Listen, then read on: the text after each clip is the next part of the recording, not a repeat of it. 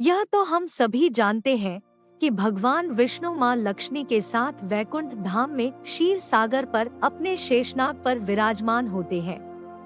यही उनका निवास स्थान होता है तथा इसके द्वारपाल जयविजय नाम के दो देवता होते हैं।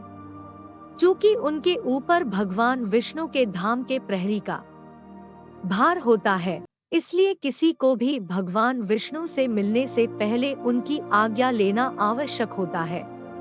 किंतु एक समय ऐसा भी आया जब जयविजय को भगवान ब्रह्मा के मानस पुत्रों के द्वारा श्राप मिला, जिसके कारण उन्हें 3 जन्म भगवान विष्णु के शत्रु के रूप में लेने पड़े। आज हम आपको उसी कथा के बारे में विस्तार से बताएंगे। भगवान ब्रह्मा के 4 मानस पुत्र थे, जिनके नाम सनक, सनंदन, सनातन व संत कुमार थे। यह चारों भगवान ब्रह्मा के विचारों से उत्पन्न हुए थे, जिन्हें हम 4 वेद भी कह सकते हैं। अपने तपोबल के कारण ये चारों आयु में बड़े होने के पश्चात भी यौवन दिखते थे।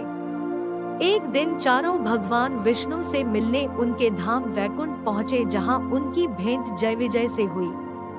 उन्होंने जयविजय से अंदर जाने का आग्रह किया, लेकिन अपने अहंकार में चूर जयविजय ने उन्हें अंदर नहीं जाने दिया। उन्होंने ब्रह्मा जी के चारों पुत्रों से कहा कि इस समय भगवान विष्णु विश्राम कर रहे हैं तथा अभी वे किसी से नहीं मिल सकते, इसलिए वे उनसे भेंट करने के लिए किसी और समय आए। उनके इस व्यवहार से ब्रह्मा के चारों पुत्र रुष्ट हो गए तथा उनसे कहा कि श्रीहरि का कोई भी भक्त उनसे कभी भी मिल सकता है। अपने भक्तों के लिए भगवान विष्णु कभी व्यस्त नहीं होते। तुम लोगों ने अहंकार के बल पर हमें रोकने का प्रयास किया है, इसलिए हम तुम्हें श्राप देते हैं कि तुम इस लोक की बजाय पृथ्वी लोक में जन्म लोगे तथा एक सामान्य मनुष्य की भांति जीवन व्यतीत करोगे। ब्रह्मा जी के चारों पुत्रों से मिले श्राप से जयविजय में भय व्याप्त हो गया। उसी समय भगवान विष्णु भी अपने द्वार पर आ पहुँचे तथा संपूर्ण घटना का ज्ञान उन्हें हुआ। उन्होंने ब्रह्मा जी के चारों पुत्रों से अपने द्वारपालों के कृत्य के लिए क्षमा मांगी। इसके पश्चात जयविजय ने भी अपनी भूल के लिए द्वारपालों के कृत्य के लिए क्षमा मांगी। इसके पश्चात जयविजय ने भी अपनी भूल के लिए क्षमा याचना की तथा भगवान विष्णु से आग्रह किया कि वे उन्हें श्राप से मुक्त करें। इस पर भगवान विष्णु ने कहा कि वे ब्रह्मा वाक्य को असत्य नहीं करना चाहते, इसलिए यह श्राप तुम्हें भोगना ही पड़ेगा। अपने द्वारपालों की पीड़ा देखकर भगवान विष्णु ने उन्हें 2 रास्ते दिए। उन्होंने जयविजय से कहा कि तुम ब्रह्मा पुत्रों से मिले श्राप स्वरूप इस पृथ्वी पर तो जन्म लोगे, लेकिन तुम्हारे सामने 2 रास्ते हैं।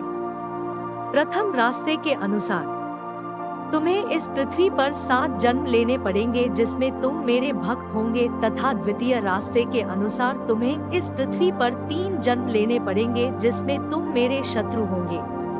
चूंकि जयविजय भगवान विष्णु के बहुत बड़े भक्त थे, इसलिए 7 जन्मों का विग्रह उनसे सहा नहीं जाता।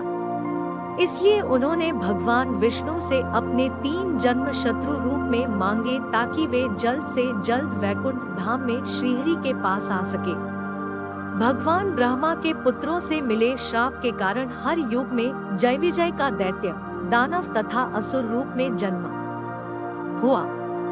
हर युग में उनकी शक्ति कम होती गई तथा हर युग में भगवान विष्णु ने उनका वध करने के लिए अवतार लिया।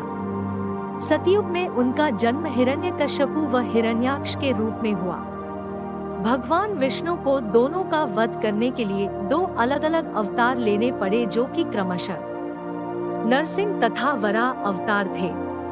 इसके पश्चात त्रेता युग में दोनों का जन्म रावण तथा कुंभकर्ण के रूप में हुआ तथा इस युग में भगवान ने श्री राम के रूप में अवतार लेकर दोनों का वध किया। श्री राम अवतार का मुख्य उद्देश्य दोनों का वध करना ही था। अपने तीसरे जन्म में जय विजय द्वापर युग में शिशुपाल तथा दंतवक्र के रूप में जन्मे। इस युग में भगवान ने श्री कृष्ण के रूप में अवतार लिया तथा दोनों का वध किया, लेकिन इस युग में भगवान श्री कृष्ण का उद्देश्य केवल इतना ही नहीं अपितु महाभारत में भी भूमिका निभाना था। इसके पश्चात जय विजय का श्राप पूर्ण हो गया और